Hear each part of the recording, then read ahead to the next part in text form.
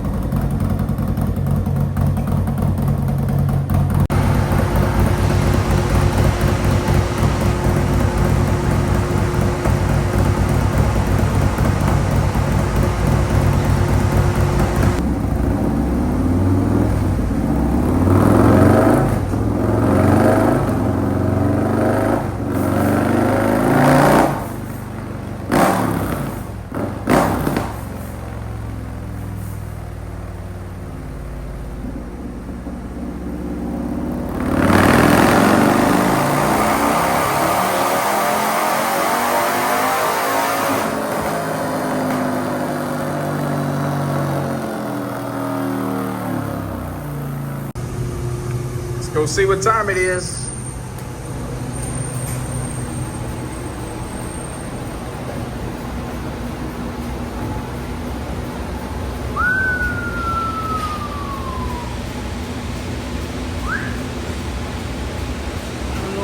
So we're in the dyno room again.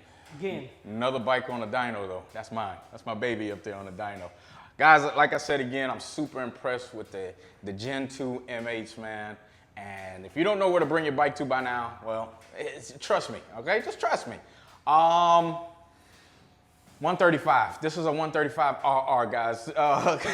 So if you've never seen one, this is gonna be the first one you've ever seen. And I'm calling it that because we just picked up some horsepower just from changing out a tuner. No shade to anybody else with their tuner and what they like to run. We just experiment with something different today. George decided, hey, why not try out the POWERVISION for the bike? Nah, like I said, it's not really popular right now to a lot of the other guys. Not a lot of people are tuning with it because whatever reason. So we're just trying something. I don't think we're finished. We're still tweaking and getting some things under control. So guys, don't blow George up and say, oh, I need it after you see this video. Horsepower is not the name of the game right now. This is not my race bike. This is not what I'm trying to do. I can attest to everything that we're about to talk about with this bike. So George, take us through there.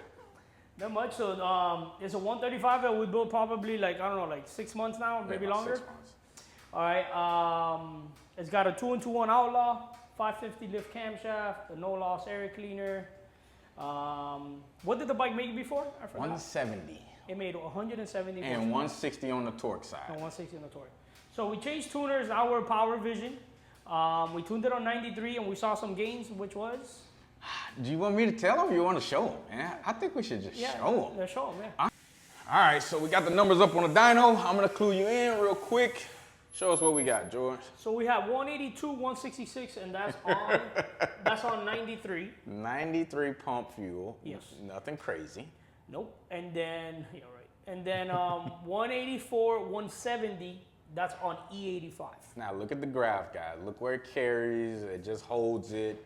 Yeah. It's just a killer setup. This is, you know, like the pipe, everything's badass. Like this at is the one. 2,500 RPMs, you got 154 foot-pounds of torque. That's on E85. 93 looks like I started to run a little later, but you're still like at 150. The reason you wanted to change tuners to try something different was because you've been wanting for a while to have E85 like you're doing all your other bikes. That's right. So he finally has it with the new PB4. We're able to tune the bike and you can switch it on your cell phone. You download the app, you see your tunes, you can see your gauges. It's kind of like owning the old POWERVISION, but it's on your phone. Very convenient. So he can switch the tune on the fly, change gas at the gas station. What did you notice on the E85? So let me start from the beginning, guys. I picked up 12 horsepower. Oh, that's true. 12 horsepower. I don't care if what you're riding, you're gonna feel it, and that's seat of the pants. The torque is really the seat of the pants, but I could feel crispiness. The mid-range is ridiculous. George rode the bike and he was like, hey, first and second gear, it's up in the air. hang on to the bike. Yeah. I get on the bike. He's not playing around. But for a factory, basically build style of motor, like something you can go get from Harley, tweak, and then put it on a bike like this is crazy. Then turn around and put a POWERVISION on it. I don't know the difference between POWERVISION and THUNDERMAX, guys, so don't ask me how it picked up that much horsepower, but it just seemed like every time you made a pull, it just made more power. Yeah. And more power. So, no, I was able to fine tune it. There's still no auto tune available, so you got to manually tune everything. We went ahead, we tuned it on 93. So on 93, we picked up 10 horsepower. Yeah. Because you were 170 before. Yeah. So we made you picked 12. up 12 horsepower. 12. Sorry. And then on the 85, we made a little more horsepower, but we did pick up like another 5 foot-pounds of torque. And the bike, how much cooler does it run? All right, so I can show you guys. I rode all the way from George, all the way home. And that motherfucker ain't get over 224. It used to run at 250, 260. This bike would usually run at around 250-ish. Especially on the highway, it would run around 250. Guys, I always notice when I'm city riding and the bike's able to cool itself, it runs a lot cooler on the main streets. But on the highways, I see the temperatures get their highest. So this bike usually was at 250s. Now this bike is in 220s, low 220s, mid 224, and I'm just cruising, I'm chilling. If I bring it up and start, you know, cooking at 90 miles an hour, I'm at 230. Bro, I've never, this was ridiculous. Yeah, no, that's because nice. That's a happy motor. That's a happy motor. And the older bikes didn't give me that. I'm sorry, but the older bikes. Because this got a radiator, the water cooled is much better. The older bikes' head temperature used to be like, on E85, anywhere from like 300 to like 325. Yeah. So these motors definitely gonna last longer, they're gonna live longer because they're just running so much cooler and they're happier, they're making power. It's just that the head really works, man. Now, that 180 feels like more like if it was on an older bike, 190. It feels like 190, man. I promise you.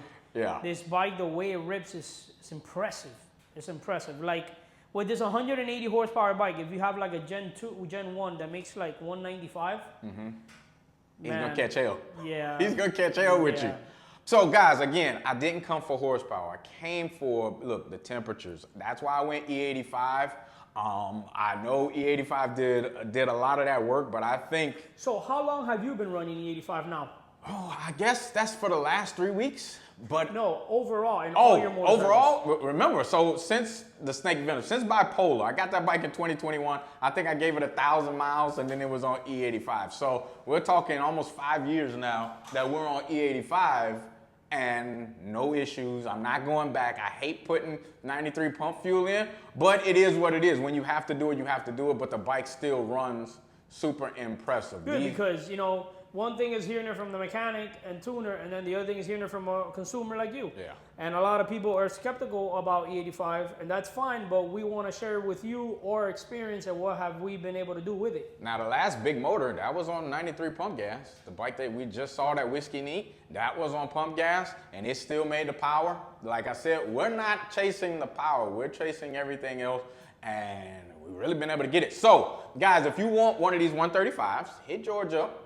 I mean, it doesn't take that long. These are, yeah, man, these are good running bikes. Like, we've built on 93, we've built a lot of them, honestly. Probably by now has been like, in this year, we'll probably build like 40 of them. And because it's just a straightforward deal. Let me ask you this. Any weak spots? Any weak spots with these 135s? We have not had any issues with no 135s. I mean, like, zero. Like, no accidents, no nothing, because in everything that you do, you know, you have your ifs and buts sometimes where shit happens, but no. This has been amazing. A couple guys that use them to drag race, but they really just ride the shit out of the bike. Right. They run 1060s, 1070s on a hard tire, you know. They have a lot of mile an hour, really good acceleration.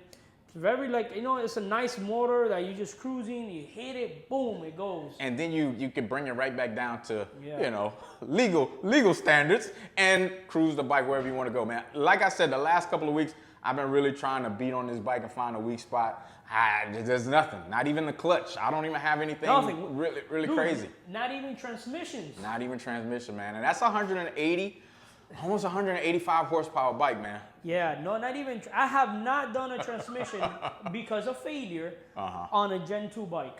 Crazy. The difference, I don't know. I mean, I'm trying to just, I don't know, maybe coincidence, but it's just everything's real good. Hey. Aside from the electronics and little electrical nightmares and demons that we've had, these mechanically, they're some solid bikes. They ride nice. We've been trying to keep you guys updated ever since they came out. We've been tearing into them, and man, we're happy. My brain can only like think of like, man, what's next? Right. What's Harley gonna drop in the next 8 years? What's gonna be different? You know. And these bikes will only keep getting better, and we appreciate it and thank Harley Davidson for giving us a badass platform for us to build off. They listened to us. They knew how we beat on these bikes. Oh, so trust me, they listen to us. The 135RR here, guys. I'll be the first to say it. When I figure out who's going to bring their first 131RR, you know, that specialty bike in here, guys, don't worry. Let me crack that thing open. I'm going to get right to it. I'll be here for the video, but guys, like I said, I'll drop George's information, his Instagram, one of the best ways to reach him.